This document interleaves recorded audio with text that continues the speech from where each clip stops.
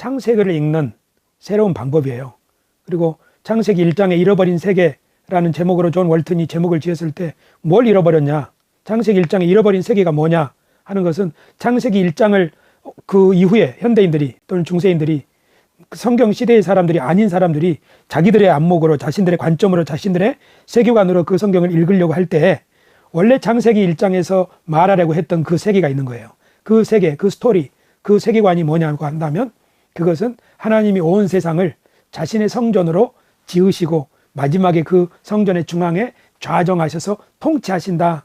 그래서 창세기 1장이 성전 건축의 이야기라고 하는 거죠. 성전 건축의 이야기는 성전의 큰 지붕, 기둥, 뼈대, 바닥 그게 있잖아요. 그러니까 사실 낮과 밤 가르는 거죠. 그리고 물과 물 가르는 거죠. 그 다음에 육지와 바다로 가르는 거죠. 성전은 가르는 것이에요. 제일 바깥에 울타리가 있죠. 그 다음에 성소가 있죠. 성소와 지성소를 가르는 휘장이 있죠. 그러니까 성전은, 성막은 가름으로부터 시작돼요. 구별된 장소예요. 그 다음에 거기는 또 덮개가 있죠. 그러니까 궁창, 그 다음에 받침, 바닥이 있잖아요. 그래가지고 궁창에는 또 반짝이는 광명체가 있죠. 또 새들도 있죠. 그리고 바다의 물고기 다 기능을 하는 거예요. 기능. 이거 우리가 땅에서 나오는 먹거리라고 했던 것처럼 성전 안에 떡상이 있고, 그 다음에 등대 7가닥이 등대 빛을 비추는 거잖아요. 그것은 오행성, 달과 해, 그거를 상징하는 거예요. 하늘에 있는 전체. 그리고 실제로 그 성전 안에 있는 그 벽 문양들, 또 휘장에 있는 그룹들 문양들은 다 에덴 동산에 있는 물건들 상징하는 거예요. 그러니까 이 창세기 이야기는 하나님이 이 성전을 만드신 이야기. 그다음에 솔로몬 성전도 사실은 7년 동안 건축이 되는 거거든요.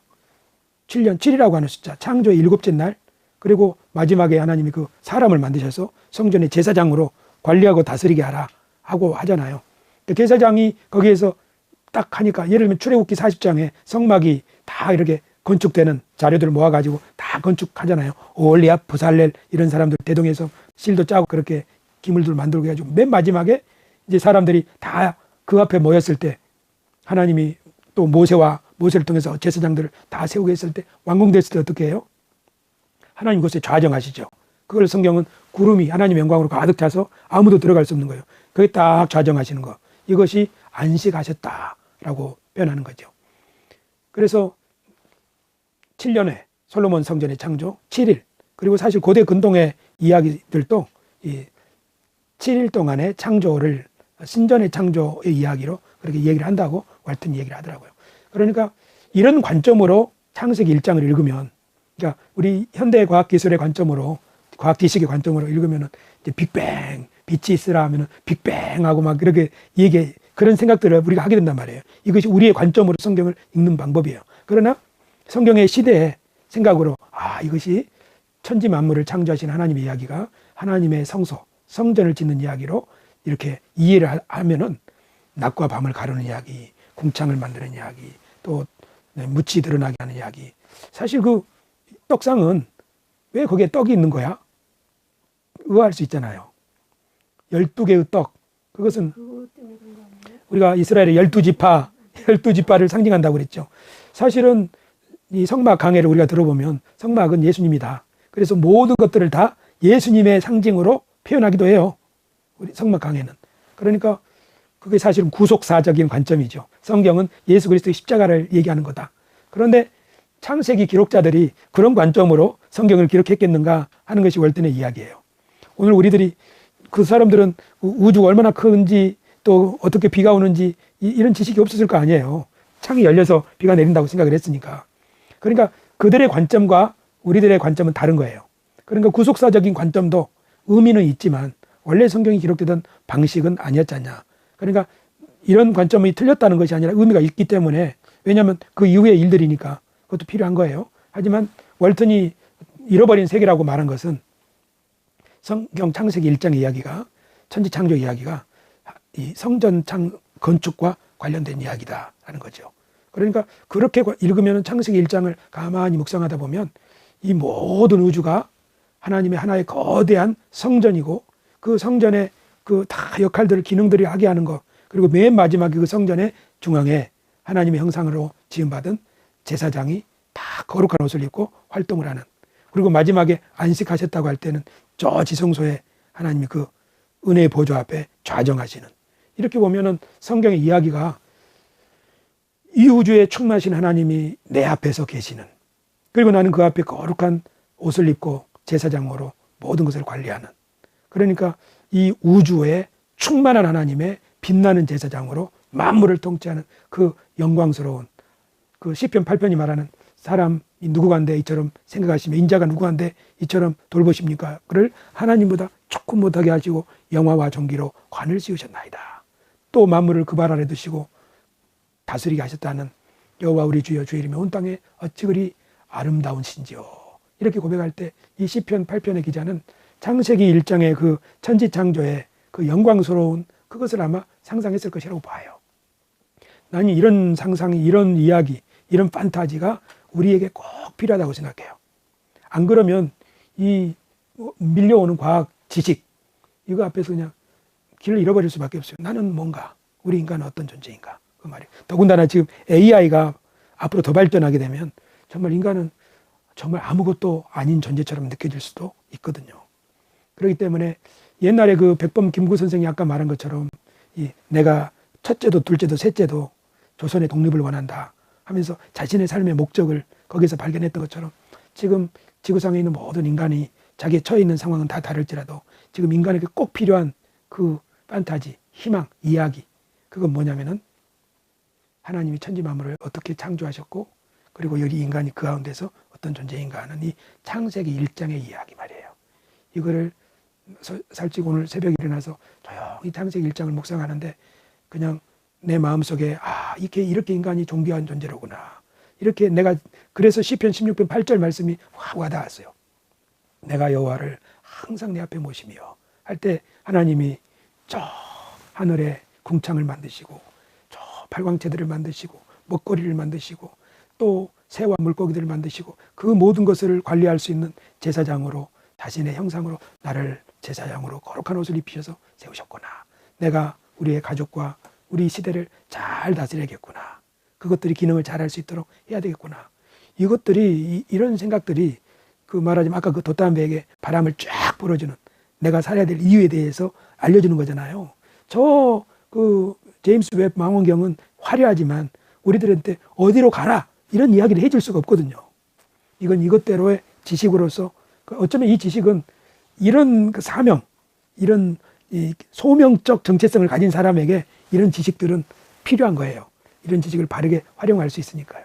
아니, 이런 아름다운 이야기, 좋은 이야기, 생산적이고 창조적인 이야기, 판타지, 그런 것이 우리들에게 사라져버린다면 여기는 정말 혼돈으로, 공허로 다시 돌아갈 수밖에 없어요. 바벨로, 혼돈으로 다시 돌아갈 수밖에 없어요. 그것이 지금 지구상에서 일어나고 있는 그 미국의 패권 전쟁, 베네수엘라를 침탈하고 또 여러 나라들에서 일어나고 있는 일들이라고 볼 수 있죠.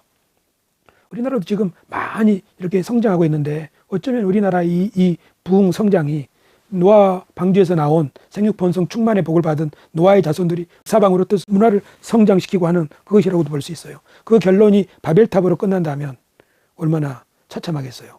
그렇기 때문에 지금 우리 대한민국에는 새로운 이 이야기, 하나님의 창조의 이야기, 예수 그리스도의 구원의 이야기, 이런 것들이 필요한 거예요. 어떤 점에서 우리가 누구인가를 일깨워주고 우리가 어떤 소명을 맡았는가를 일깨워준다는 측면에서 말이에요. 그런 점에서 창세기 이야기, 창세기 1장이 단지 광활한 우주를 오밀조밀하게 하나님이 만드셔서 그런 우리가 흔히 읽는 방식이 아니라 이것은 성전의 이야기다. 그리고 하나님 거기에 제사장을 두시고 자신이 거기에 좌정하신다는 이야기다. 그러니까 창세기 1장의 이야기가 이제 딱 2장, 3장으로 가면서 인간이 반역하는 얘기가 나오잖아요. 그리고 4장에 가서 가인이 아벨을 죽이는 이야기가 나오잖아요. 그때 어떻게 이 기능을 잘 하던 것들이 기능을 못하게 되는지 그런 것들이 막 나오죠. 그러니까 이게 바벨탑까지 이야기가 나오고 그 다음에 계속 아브라함 이야기로부터 하나님이 그럼에도 불구하고 어떻게 지치지 않는 열심으로 우리 인간들에게 다가오시고 역사를 이끌어 가시는가 하는 이 성경의 이야기들을 우리 마음속에 이렇게 살아있는 것으로 그 성경이 들려주는 대로 이해하려고 할 때 우리는 정말 비록 삶은 어려울 수 있지만 거기에 광야의 길을, 사막의 강들을 내신다고 하는 하나님의 말씀이 어쩌면 우리가 그 일을 할 수 있고 해야 된다고 하는 소명처럼 들리기도 하는 거예요. 근데 이런 지식은 정말 그 과학 기술이나 어떤 다른 데서 이렇게 발견될 수 있는 게 아니거든요. 그런 걸 아무리 읽고 본다고 해도 우리 마음속에 그런 꿈과 희망, 용기 이런 게 솟아나는 것은 아니거든요. 그런 측면에서 성경 이야기가 얼마나 우리들에게 중요한지 몰라요. 우리가 그걸 맡은 사람들이고 맡은 자들에게 구할 것은 충성이라고 했잖아요. 또 사도 바울은 이 비밀을 나에게 맡기셔서 나를 충성되게 여기셔서 이걸 나에게 맡기셨다고 했잖아요. 그러니까 사도 바울처럼 지성인이 당시의 로마 시대의 그리스 철학의 그런 것을 알매도 불구하고 그것들이 어떻게 피폐해져 가는지, 사회를 망가뜨려 가는지를 눈앞에서 목도한 거 아니에요. 로마서 1장에서 보면 하나님을 마음속에 두기를 싫어하는 사람들이 타락한 이야기가 쫙 나오잖아요. 그중에 동성애도 있어요. 그러니까 사도 바울은 하나님을 마음속에 모시는 것, 그리고 그 소명, 부르심. 사도 바울은 인간이 하나님이 우리를 위해서 예비하신 그 선한 일들을 행할 수 있는 존재로 새롭게 빚어지는 거, 새롭게 만들어지는 거. 그러니까 그걸 깨달았으니까 우리는 새로운 피조물이다 그러잖아요. 이전 것은 지나갔으니 보라 새 것이 되었도다. 고린도후서 5장에서 말이에요. 17절이죠. 그러니까 사도 바울이 곳곳마다 다니면서 전한 그게 뭐냐면은 사람들한테 말하면 너희는 누구다 하는 새로운 이야기를 들려준 거예요. 그 이야기는 하나님의 이야기고, 그리고 하나님이 이 세상과 우리를 어떻게 만드셨고 보시는가의 이야기예요. 그리고 예수 그리스도를 통해서 어떻게 다시 회복하셨고 그들을 다시 부르셨는가 이야기예요. 그러니까 사도 바울은 다시 이스라엘, 다시 아브라함 이야기를 하는 거, 다시 창세기 이야기를 하는 거예요. 그러니까 사도 바울은 창세기 이야기, 아브라함의 이야기, 출애굽 이야기, 예언자들의 이야기를 계속 들려주는 거예요. 그 이야기를 들을 때마다 사람들은 당시의 사람들이 알고 있는 허망한 이야기가 아니라, 그래, 우리가 이런 존재지, 이 세상이 이런 곳이지, 자기 눈앞에서 펼쳐지는 이 로마 제국의 그 처참한 혹독한 통치, 겉으로는 팍스 로마나 로마가 평화를 준다 하는 것처럼 선전하고 있지만 실제로는 인간들의 삶이 아주 피폐하게 되고 있는, 그 다음에 부유층에서는 정말 허랑방탕하게 가는 그런 세상을 보면서 인간의 본질적 소명을, 그리고 하나님이 하늘과 땅을 하나 되게 하시고 그것을 이루시게 한다는 그 창조를 완성하실 것을 바라본 거죠. 그리고 그 창조의 완성의 머리로서 교회를 세우셨다고 하는, 교회의 머리로 그리스도를 세우셨다고 하는, 그리고 교회가 그 일을 어떻게 이루어낼 수 있는 새 출애굽 백성, 새 공동체, 그런 것들을 바라본 거죠. 그러니까 사도 바울은 그냥 열심히 선교만 하는 게 아니고 하나님이 그에게 보여준, 그러니까 셋째 하늘에 올라가서 말로 형용할 수 없는, 말로 표현할 수 없는 것을 보았다고 했잖아요. 도대체 그것이 뭐였는가에 대해서 여러 가지로 나는 사람마다 달리 이해할 수 있으리라고 보는데, 내가 보기에는 지금 생각해 보니까 그게 뭐냐면은 하나님의 천지 창조가 위대한 성전의 모습, 우주를 하나님의 거룩한 성전으로 영광으로 충만한 그런 모습으로 보았다면, 아니면 예수 그리스도가 하늘과 땅을 하나로 통일하셔서 만물의 머리가 되셔서 예수 그리스도의 통치가 이루어지는 세상, 요한계시록에서 말하는 그런 세상을 계시록의 판타지 묵시가가 봤다면, 사도 바울도 그에 못지않는 새로운 세상을 본 것 아닐까. 하나님의 영광으로 충만한 세상 말이에요. 그것은 지금 로마의 문명과는 비교할 수 없는 문명이겠죠. 그것은 예수 그리스도의 뜻이 완전히 성취되는 그 영광스러운 모습이겠죠. 그걸 봤기 때문에 로마의 그 목을 자르는 그 형장에서도, 그 감옥에서도 그렇게 주눅들지 않고 살지 않았을까 생각하는 거예요. 사실 오늘 우리들은 부자나 가난한 자나 할 것 없이 다 이 사실은 이 공허함과 허무함과 두려움이 있는 거예요. 앞으로 세상이 어떻게 될지, 그리고 이 세상이 왜 이런지, 또 나는 왜 이런지, 이런 거 말이에요. 그러니까 모든 사람에게 복음이 필요한 이유는 모든 사람에게 자신이 어떻게 귀한 존재이며 무엇을 위해서 살아야 될지, 우리에게 무슨 희망이 있는지, 이런 것들을 하나님의 말씀이 들려주기 때문이죠. 그런 측면에서 창세기 1장의 이야기가 얼마나 중요한가 하는 것을, 얼마나 그 감동적인 이야기인가 하는 것을 존 월트는 우리들한테 들려주고 있는 거죠. 지난 열흘 동안 씨름한 그 씨름의 결과가 이거예요. 사실 창세기 1장을 우리가 수도 없이 읽었거든. 하지만 그것이 의미하는 바가 뭔지를 이렇게 씨름하면 새롭게 발견되어지는 거예요. 그러니까 이렇게 열심히 구도의 길을 간다면 얼마나 좋은가 하는 거죠. 그러면 성경의 다른 부분은 또 얼마나 놀라운 이야기일까? 그렇게 익숙한 창세기 1장 이야기가 이런 의미가 있다면 성경의 다른 부분들은 또 얼마나 놀라운 이야기가 있을까? 근데 우리는 얼마나 그냥 쉽게 넘어가고 있는가? 우리의 성경 읽기 시간에 말이에요. 시편 기자가 말하기를 내 눈을 열어 주의 법에 기이한 것을 보게 하소서. 이런 우리 믿음의 선배들의 가졌던 경건한 신앙, 그런 것들을 다시 회복하고 싶어요. 톰 라이트를 읽으면서 내가 알게 된 건 성경의 대서사 가운데 하나님이 어떻게 역사를 운행해 가시는가. 이스라엘 백성부터 교회부터 오막 드라마 그리고 마지막 6막에서 세상이 어떻게 완성되는가 하는 거대 서사시를 보여줬다고 한다면 월튼의 경우에는 아주 초창기의 성경의 기록자들이 어떻게 하나님의 이야기를 자신들의 삶 속에서 펼쳤는가 하는 이야기를 들려주기 때문에 그 둘은 서로 틀린 게 아니에요. 그 다음에 마커스 보그나 도미닉 크로산 이런 사람들은 예수님의 하나님 나라가 예수님 왜 그렇게 설교하시고 왜 예루살렘에 가셔서 그렇게 하셨는가. 결국 하나님 나라를 이 어두운 세상 권세 앞에 실현하려고 하는 거 아닌가. 자기 몸을 던져서 그들의 헛됨을 증명하고 깨부시려고 한 것 아닌가. 그런 걸 들려주는 거기 때문에 하나님의 위대함만을 아니라 그러니까 톰 라이트의 거대 서사시를 배웠으면 그래서 어떡하건데 마커스 보그나 도미닉 크로산의 이야기를 들어보니까 네가 바로 그 하나님 나라를 대리인으로 부르심을 받았다면 네가 삶 속에서 정의를 실현하고 진실을 행하고 자비를 실천하고 그렇게 함으로써 그 대리인을 역할을 하는 거다 하는 걸 들려주는 거죠. 그러니까 이게 학자들의 이야기가 서로 충돌한다기보다 물론 충돌하는 면이 없지는 않아요. 하지만 더 많은 것은 뭐냐면 우리들에게 하나님을 또 하나님의 복음을 더 풍성하게 알려지는 거죠. 이건 굉장히 중요해요. 하나의 소리만 듣고 살면 사람은 편협해질 수 있거든요. 그리고 또 중요한 것은 모든 성도들이 다 학자가 될 필요는 없어요. 하지만 목회자는 다양한 목소리를 깊이 탐구할 필요가 있어요. 그거 하라고 목회자잖아요. 그거 하라고 일 안 시키는 거잖아요. 물론 일하는 것이 필요한 건 사실이에요. 하지만 그게 중요하다 하면 그 일을 위해서 집중해야지. 그래서 성도들에게 하나님이 얼마나 크신지 또 성경이 얼마나 오묘한지 이런 이야기들을 풀어줘야지. 느끼게 해줘야지.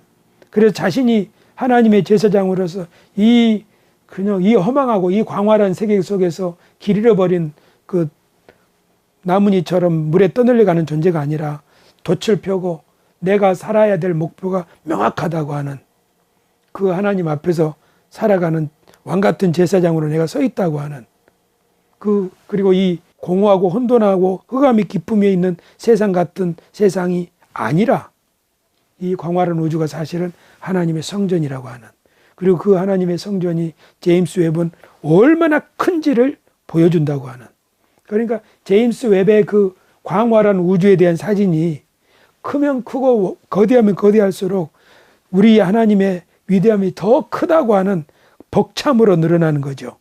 이 신앙이 없으면 우리는 먼지라고 생각했는데 그 먼지의 먼지보다도 못한 존재로 그냥 느껴지는 거예요. 이 압도적인 지식 앞에서. 그러니까 그것뿐입니까? 사실은 이 세상의 것들도 마찬가지죠. 세상의 권세나 세상의 물질의 이 화려함이나 사실은 풍족하게 사는 사람들 또 권세를 누리며 사는 사람들 이 서로 비교 우위 가운데서 비교하며 사는 사람들 속에서 우리가 살다 보면 길을 잃어버리기가 쉽거든. 부자나 가난한 자나 할 것 없이 말이에요. 특히 젊은이들 말이에요. 그러니까 우리들도 마찬가지지.